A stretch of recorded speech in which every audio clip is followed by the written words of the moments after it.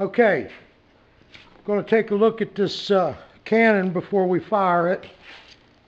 And the first thing you do, before I get into that, I want to show you that I sign them on the bottom, J Love, Ripley, Ohio. All my cannons are signed, as well as some other things. But I've got this little wrench, and I put a piece of cardboard, thin cardboard paper over it. Before you fire your cannon, always take your breech plug out.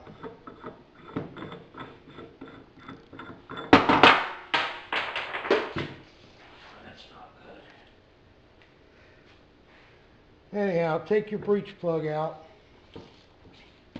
Make sure there's nothing in the barrel. Make sure the barrel's clear. Put your breech plug back in.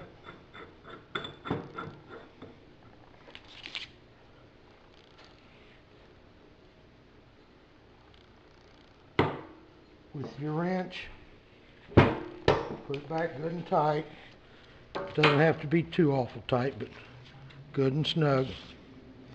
On the fuse cord, this is come from Dixie Gun Works. I believe it's 1/8 inch cannon fuse. You just cut your piece 2 or 3 inches long, stick it in there, and then on the powder, here what I'm using is Jim Shockey's Gold 2FG. The more FGs it is, the finer the powder. And for this, 2 is what you want. I'm going to use 150 grains, which I have already measured in this little container, a powder measure. It's 150 even, full. So, after you got your wick in, or your fuse rather, I hold it over the table like this, against my knee.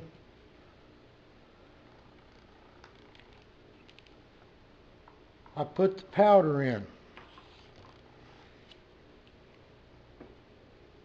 I make sure it's in my wick. I can feel it around there a little bit. Then, with newspaper,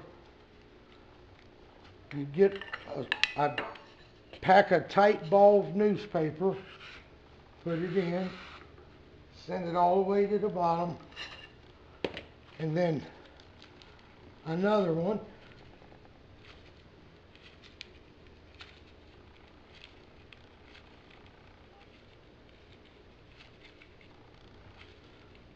Well, this one's really tight.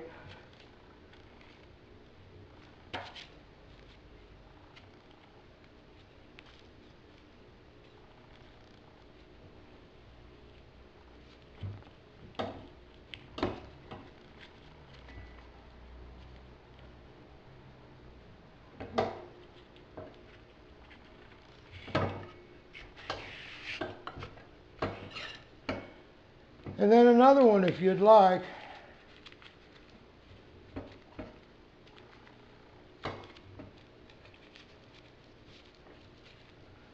I usually put 3 in.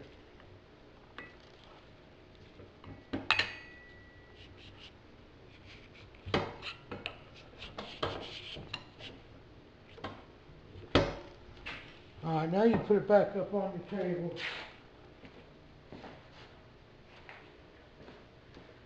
And I like to, with a mallet, this is a rawhide mallet, tap it in there a few times. Compresses it good.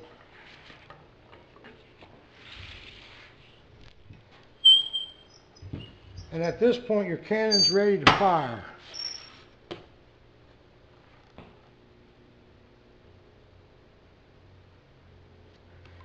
"150 grains of powder, 3 inches of fuse cord. Make sure your breech is tight. And there's this I cut a small piece of leather just to keep from the sparks and whatnot from tarnishing the paint and scoring it up.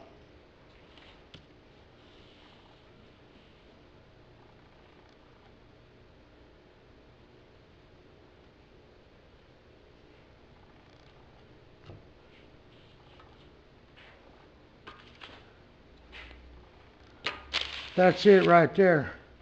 Now I'm going to take it out and fire it.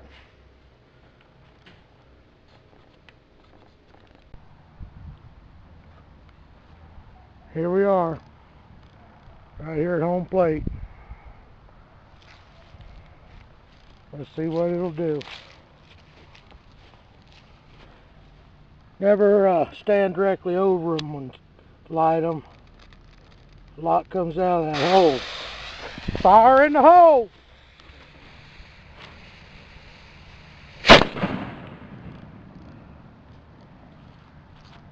There you go.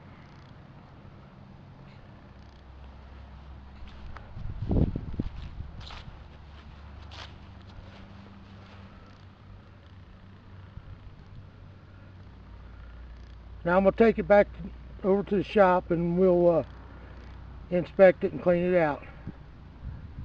Alright. Okay, back here at the shop, we got this back.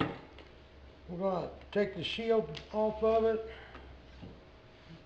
A little bit of, yeah, it's good. Looks burnt, but it's not. On the cleaning end, get your breech plug back out.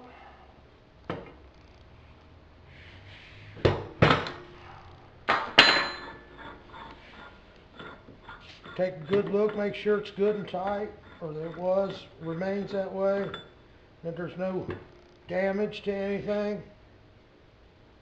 Looks good. Then you can do it two ways. You can buy bore cleaner like this right here, or you can just use warm soapy water. And I just use shotgun patches, cleaning patches. Take one of those and either with the bore cleaner or some warm soapy water.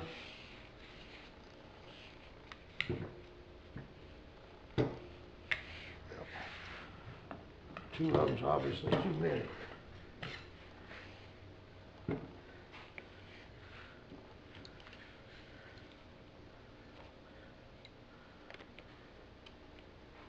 Soak it real good anyway, push her through there. You can see the black that comes off of it.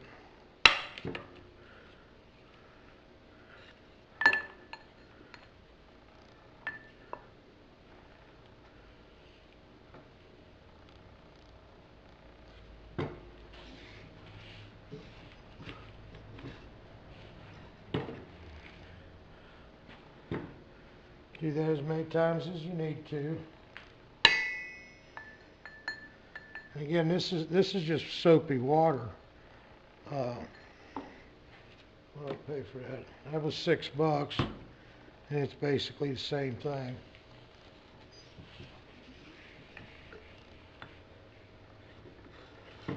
Getting better each time. Give it a little twist as you go through.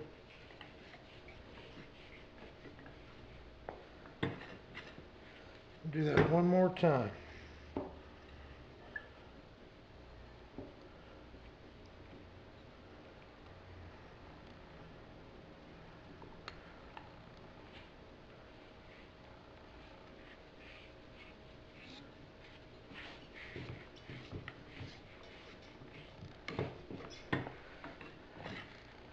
That's clean. Now there's one other thing that I like to do, especially if I'm going to be putting it up for a while, is get you some boar butter. And you can actually use lard either way. This stuff done hardened up.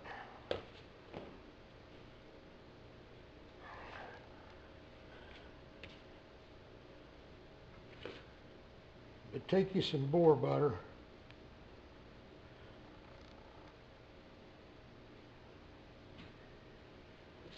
And get it through that barrel.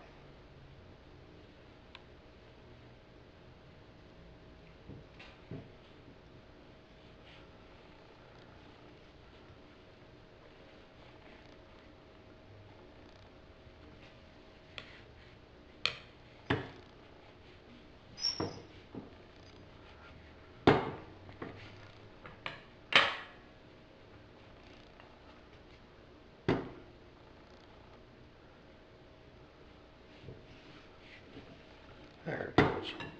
Alright, so now the entire inside of the barrel has got a light coat of boar butter on it, and it's been cleaned.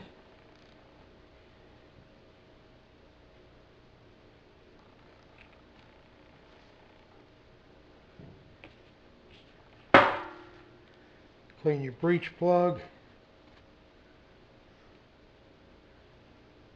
Actually wouldn't hurt to have a little butter on it, on the threads, anywhere that powder gets burnt to. Screw it in. I never tighten them up until I'm going to shoot.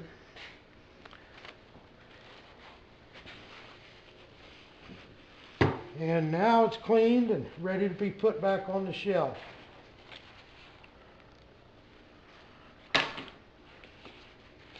There you have it.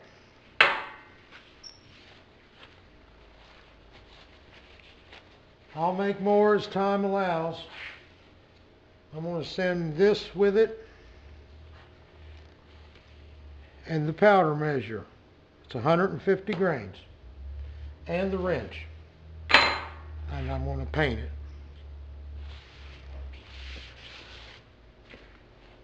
There you are.